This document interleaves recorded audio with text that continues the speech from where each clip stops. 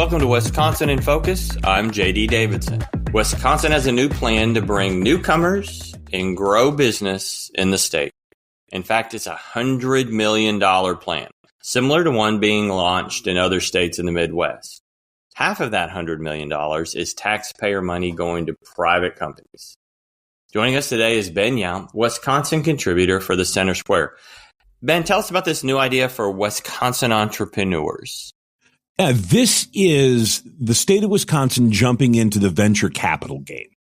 And I became a reporter, so I didn't have to do a lot of math. And if I knew finance, if I was great with finance, I wouldn't be in journalism. But this is the idea. And it's a very popular idea among states and among states here in the Midwest, I might add, of using public money to jumpstart investment in the state. And the way that Wisconsin's governor and his administration are selling this is, look, we can take this money. We've got $50 million, and it's really actually federal money that they can then sift through the state. It's, taxpayer money, but it's not real money. It's federal.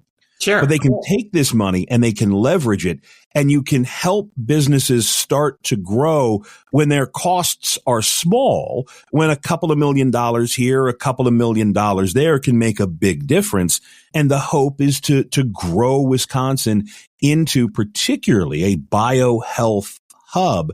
And that's something that is already happening here in Wisconsin. If you go to Madison, it is thick with healthcare and sort of healthcare related companies. I think the guys who started Cologuard started in Madison, and there's all manners of other businesses there. But the hope here, like all of these public-private partnerships, like all of the economic development offices that you have, I mean, even down to the idea of a state film office, right? The idea is that you spend a little bit of public money, you get all the benefits of the private money. Oh, think of the jobs that will be created.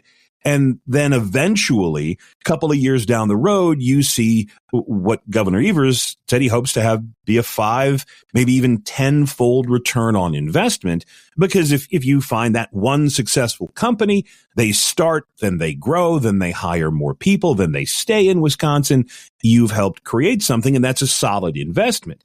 But for every single story that we could write where, this business got a state grant and now 10 years later, they're a major employer, there are just as many stories of this business got a state grant and 2 years later, everyone's been laid off and they never did anything. So that's the question. But again, it's like with ballparks, right? In a perfect world, ballparks would pay for their own. In a perfect world, taxpayer money would be used for roads and bridges and sewers. But sure, when you have other states who are willing to offer their public money to help entice businesses to grow new businesses, well, Wisconsin can't just stand still and wait idly by. Yeah, and this is a little different. When we're talking about giving incentives to a major company, well, two things. One, most economists believe that really doesn't help create jobs or lure businesses, that paying for jobs is a bad idea. But at least, and we had that major project in Wisconsin that was on again, off again, and there's a little bit of it now. But at least when states do that, you get a little bit of road work, a little bit of water sewer work. There are some benefits to the people around the area.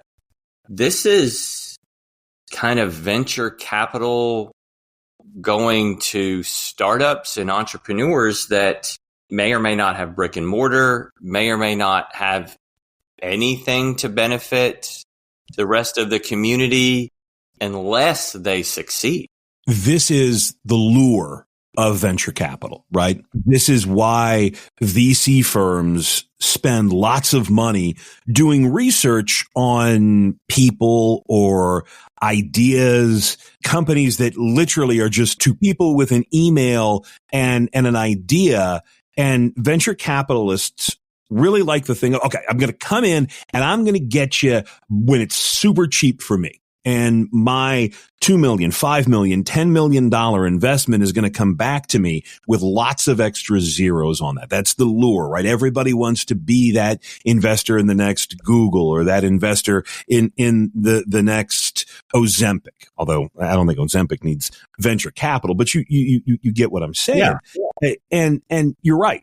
Foxconn is still the legacy deal here in Wisconsin. It was promised 13,000 jobs. Those never developed. But like we said when we talked about the Microsoft deal, the work that was done to prepare for Foxconn at least laid the roads, at least laid the sewers.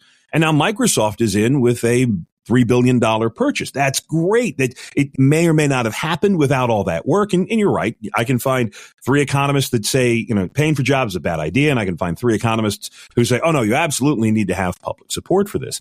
Venture capital is different, but this is a public-private partnership. The state of Wisconsin is not going to be doing the VC. The state of Wisconsin is not going to be doing the research. It's not as if Governor Evers is going to sit down with the newspaper and go through and say, well, I've heard some really good things about Dairy Corp. I think that I've been taking a look at their financials for the past 3 quarters, and I think that they're going to hire professional finance people, 5 firms. 2 of them are in Madison. 1 of them's in La Crosse. The other one that was announced is out of Champaign, Illinois, the University of Illinois, where they've been very aggressive with VC ventures. And this is the pattern. This is something that states are in love with, and they're going to move forward. And the gamble is that, all right, put the money down now, and it appreciates, and you can get an investment in an idea.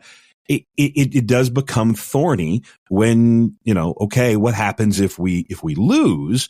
I guess the only positive spin, the reality, it's $50 million from Washington, D.C. that was going to be spent on something. So even if we hit 1 out of every 5 investments, 1 out of every 10 investments, 1 out of every 50 investments, it's not like $50 million from Washington, D.C. was going to last. They'll spend that on minor league baseball in Wisconsin the next time there's another pandemic. Sure. And we'll follow this, and hopefully we can track how well Wisconsin gambles. Ben, thanks for joining us today. Listeners can keep up with this story and more at thecentersquare.com. Are you tired of news that puts politics over people?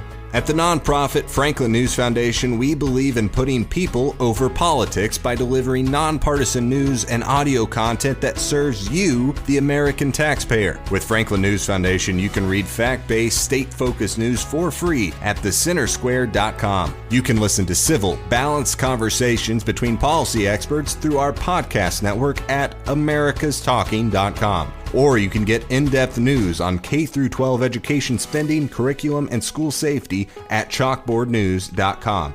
It's all free through Franklin, where we put you, the American taxpayer, first in every story, episode, and conversation. And it's only possible through our supporters. Together, we can produce content that puts people over politics and brings Americans the news they deserve. Become a supporter today at franklinnews.org/donate. Once again, that's franklinnews.org/donate.